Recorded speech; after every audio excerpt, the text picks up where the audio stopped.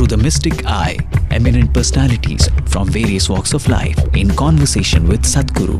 In this week's episode, Sadhguru and Shekhar Kapur, globally recognized film director, media visionary, and proponent on the future of new media, walk through the making of a space dedicated entirely to the divine feminine. Explaining the need for the feminine in today's society, Sadhguru speaks of the phenomenon of consecrating energy forms and the dynamic forms of goddesses present in this culture.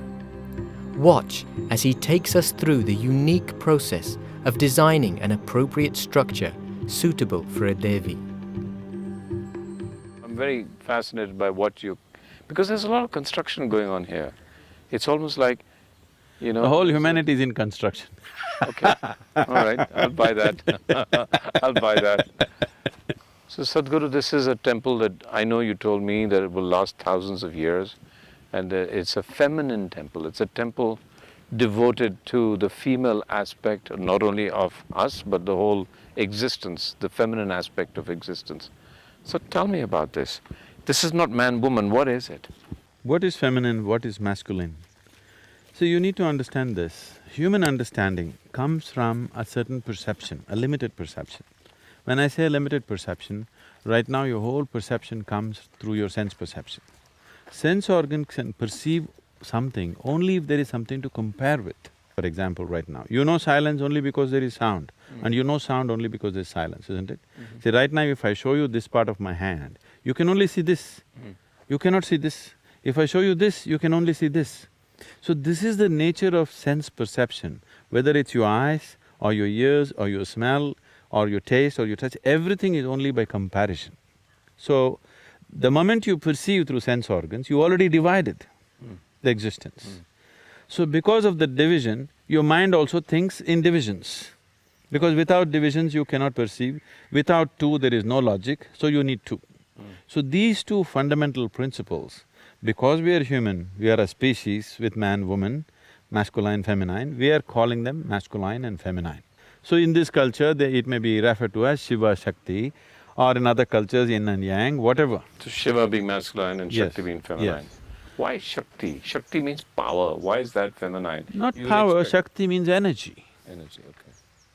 It's energy. Unfortunately, because of various, civilizational and exploitative situations in the human societies, we are thinking of energy as power and dominance. No, energy is just energy. Without energy, nothing happens. So I could say this temple is a temple for energy.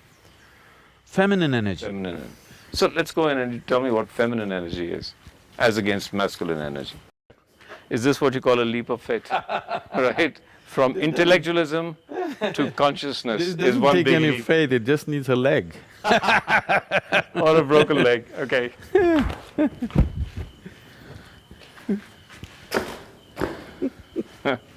When we say a temple, this must be understood. The temple is like a body. To energize the system, temple is not a place of worship. Temple is not a place where you go and make appeals to some unknown god up there. This is not that kind. This is not a place where you lead a prayer. That is the uniqueness of this culture. Here, temple is like a body, energized in a certain way. Now if you see the masculine temple that we have, is circular in nature, because that is the quality that it is. The feminine temple is in the form of a triangle. There's a whole lot of things in its geometry, how it is made.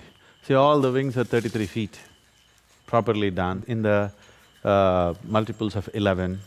It is made in a certain way to create a feminine energy there.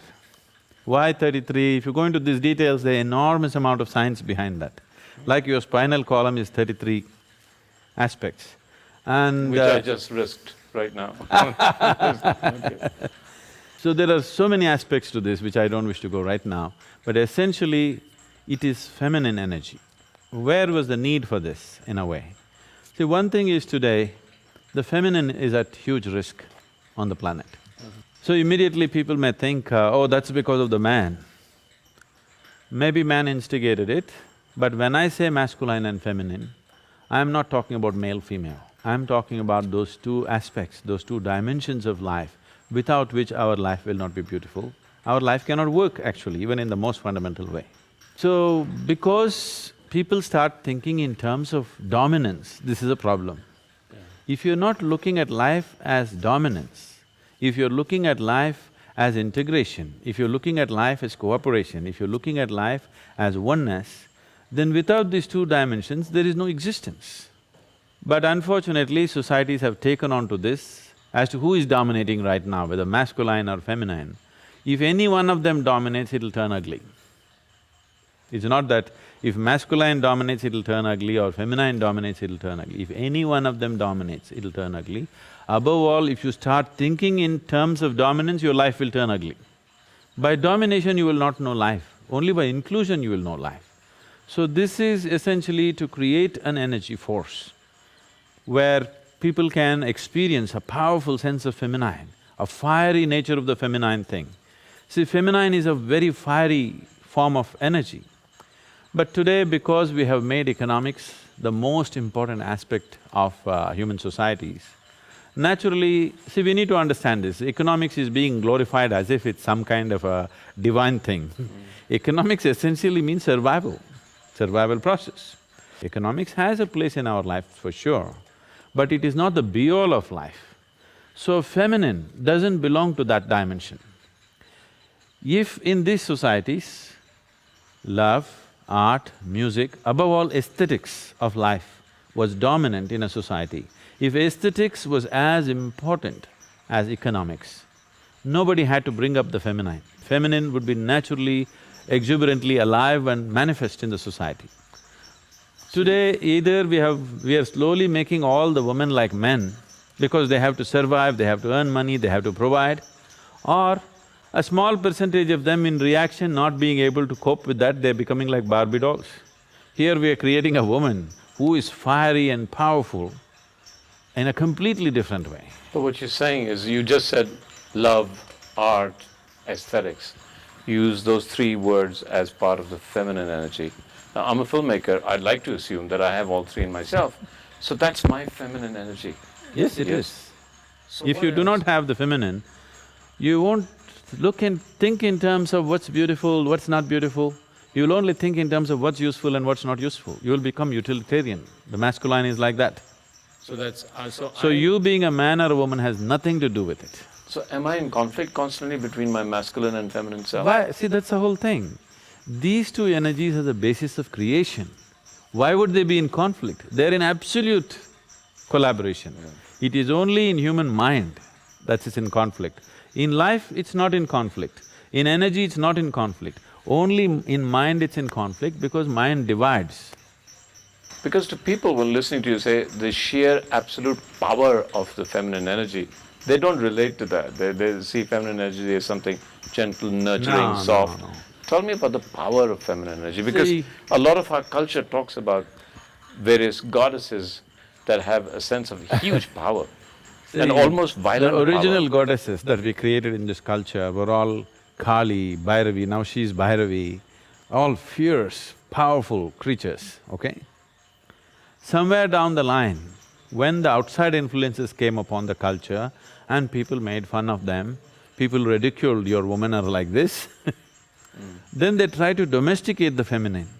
And then they created Saraswati, Lakshmi, very soft, gentle, housewife kind of feminine.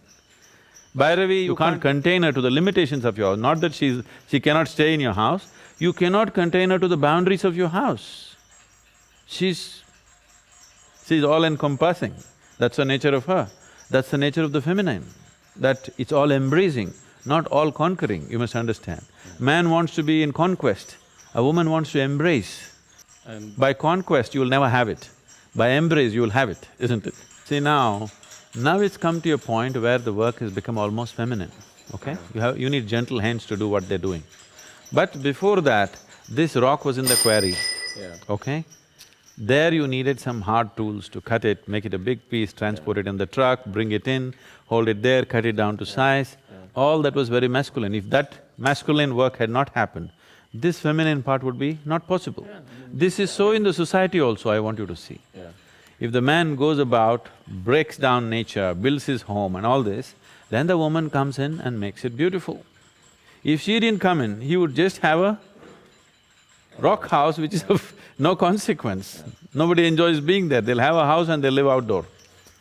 It's happening in cultures where feminine has been suppressed. They have great homes, but they always want to be outdoors. It's a good place to talk about what consecration means. What does consecration mean? What do you consecrate? I mean, what is that? What is that process and what is it achieved? See, this is happening everywhere around you, all the time. One form of existence or one form of energy is transforming itself into another. What is mud is becoming flower, fruit and food, isn't it? Yeah. What is filth is actually becoming a flower. Yeah. What is stink is becoming fragrance. It's happening. If you eat the food, this food becomes, from what was just a grain of rice, becomes such a sophisticated machinery like human body. So, if you make mud into food, you call it agriculture. If you make food into this, you call it digestion. If you make this into mud, usually we call it cremation or burial, whatever. So if you can make a stone or some other gross substance, a material substance, into a divine reverberance, into highest, subtlest possible reverberance, that's called consecration. So the whole existence is doing it all the time in different levels. So this is a certain science and a technology through which you transform the grosser elements into finer elements. Unfortunately, this was always mistaken as producing gold. The alchemy of the West is always talking about producing gold. Gold has no worth except in the market, okay? It's only greed which makes a man go towards gold. The Indian alchemy never talked about making gold. Indian alchemy always talked about making grosser elements into finer substances, making a stone into the divine. So the whole Indian alchemy is like a consecration process. Right now, there is an agricultural science, right? Yeah. They will teach you how to study the soil, the qualities of the soil, the seed, the manure, everything. So they only set those conditions. They will set the soil conditions, they'll set the seed condition, everything else that's necessary to grow. But the growth itself, the transforming earth into food, that no scientist does. That is happening by nature. Here also the same thing. We have a whole science. If we set all these conditions, the growth becomes subtle. So when I was building something and this was my first project, I'm building a farm near Mysore. And I'm doing it with a real short shoestring. So, when I want to in the end I want to paint it, and I don't have the thing to get painters to paint this large wall surface. So I want to paint it and it takes too much time to go like this. So what I do, I dip, hold it here and just walk. One smear of paint from this end to that end to this end. The first smear that I did, I dipped and walked like this. Here the smear was thick. As it went, it became lighter, lighter, lighter, lighter and became really subtle. I just looked at this and I burst into tears. That was one great moment of realization for me. This is the whole creation. From a rock to divine, this all the thing is. It's either dense or it's subtle, that's all it is. It's the same existence everywhere. Whether you look at the earth or you look at your body or you look at what you call as divine, it is all the same substance. It is just getting subtler. And whatever we are creating as divine is just that, making a rock into a subtler form of energy. Every substance on the planet is exuding a certain kind of energy, reverberation, which is a scientific fact. You can change the way it exudes, what type of energy it exudes, you can change that. Altering that to a very subtle and useful form of energy is consecration process. So temples were energy forms, temples were energy places, where every day in the morning before you start your day, you go sit there for some time, imbibe this energy and go into the world. Why this became necessary is, see, once you step into the world, for an ordinary person, a common man, every transaction in the world, whatever it may be, what is your profit is somebody's loss, what is somebody's profit is your loss. Whether it's family transaction, between husband and wife, father and son, between business partners, or every transaction. There's something to give up, something to take everywhere, that's why it's a transaction. So if you're not sufficiently lubricated in the way you are, Every transaction is a point of friction, a possible friction. There are some people who are making every transaction into a friction, some people are conducting their transactions gracefully. So every day going, sitting in the temple was just this, you are well lubricated. When you step out, you can pass through the world with least amount of friction. So this is a very, very significant instruction which is still alive in the southern part of this country. Here, nobody tells you if you go to the temple, you should pray. They always tell you if you go there, you must sit there. You must sit there for some time and come. But today the instruction has become like this, the way they're following it is they touch their bottom to the floor and they go. Nobody told you you have to pray, nobody told you have to make an offering, you just have to sit there. But they also told that people on the spiritual path need not go to the temple because they have self-charging mechanisms. So temple is essentially for a householder who has his own way of transforming his energies. Use a public place, a battery charging place it is.